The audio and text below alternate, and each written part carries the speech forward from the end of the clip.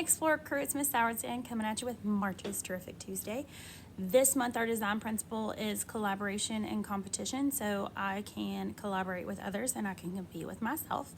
It's very hard to collaborate, obviously, because we are virtual. However, I found a really awesome activity, but our book is called Not Yet a Yeti. So I kind of adapted growth mindset to competing with yourself. So I really hope you like the book, and I will be right back after the book with our activity. Not Yet a Yeti by Lou Treleaven, illustrated by Tony Neal. George's granddad was a Yeti. His mom and dad were Yetis. His sister was a Yeti. All of George's family were Yetis. All of them except George. "When will I be a Yeti?" George asked Granddad. "When you can survive alone on a frozen mountain waiting to lure stray hikers to their doom," Granddad growled. "I don't want to lure stray hikers to their doom," said George. Granddad put his massive paw on George's shoulder. George nearly fell over. "Then you are not yet a Yeti," Granddad said. "When will I be a Yeti?" George asked Dad. "When you can chase people around the mountain until they scream with terror," Dad said. "I don't want to chase people until they scream with terror," said George. Dad hugged him. George couldn't breathe. "Then you are not yet a Yeti," Dad said. "When will I be a Yeti?" "You're one already," George said to his big sister. "When you can leave a footprint in the snow that makes people gasp with dread," Big Sister said. "I've only got small feet," said George. "Look." "Then you're not yet a Yeti," Big Sister said, accidentally stomping on George's toes. "It's not fair," George said to his mom when she came back from chasing some hikers. "I'm still not a Yeti." "Do you want to be a Yeti?" Mom asked. George looked inside his head for the Yeti he had imagined he would be.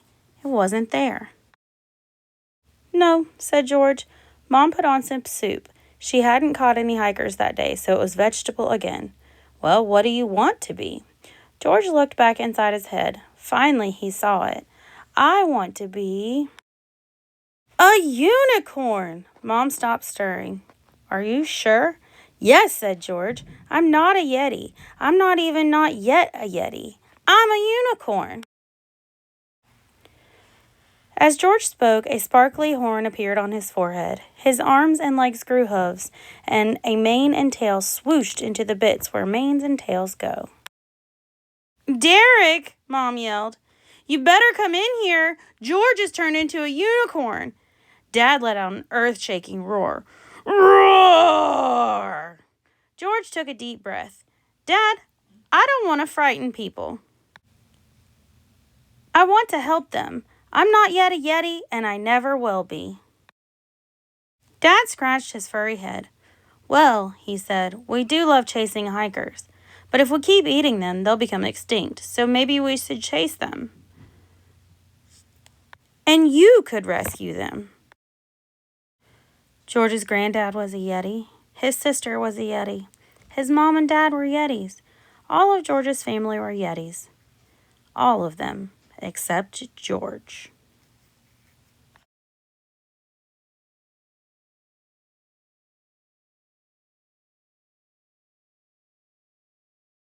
Okay, so we are building a kaleidoscope.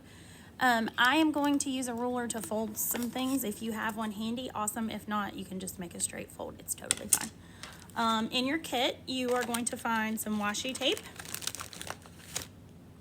So you'll have some tape, and you'll find some confetti, like little glitter.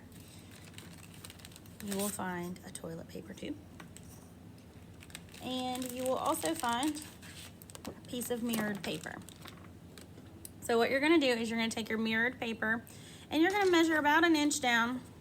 Hopefully you guys can, there we go. So you can measure about an inch down. You can cut this, but you want to fold so that the mirror is on the inside. And you need to fold it twice so that it has 3 folds, so kind of like a letter. So I'm going to fold it one more time after that. Make sure it has a good edge, and then I am going to cut this extra off. You don't need all of this paper. It's just easier to build the kits like this. So I'm gonna grab my scissors and I'm going to cut this part. If you have another toilet paper tube, you can make another one if you have small clear plastic. So now we've got a little triangle, and you're gonna take your triangle and you are going to fit it down into your toilet paper tube. So I've got extra at the top.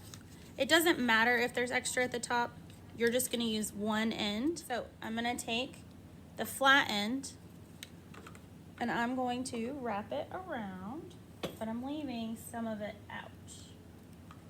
So I'm just gonna wrap it around the end.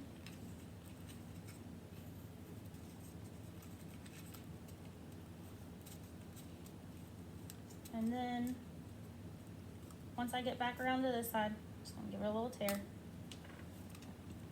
I'm gonna take my first clear circle and I'm just gonna lay it on top in there. Okay?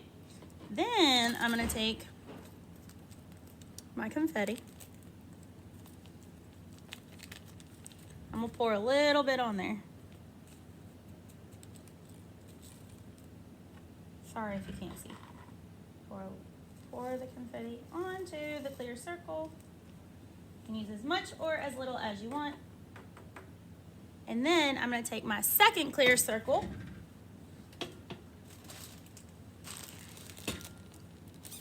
I don't know where the other clear circle went. This is the story of my life. But I'm gonna take my second clear circle and I'm just gonna set it down on top of there. And that traps your confetti in there. And then I'm just gonna fold the washi tape in.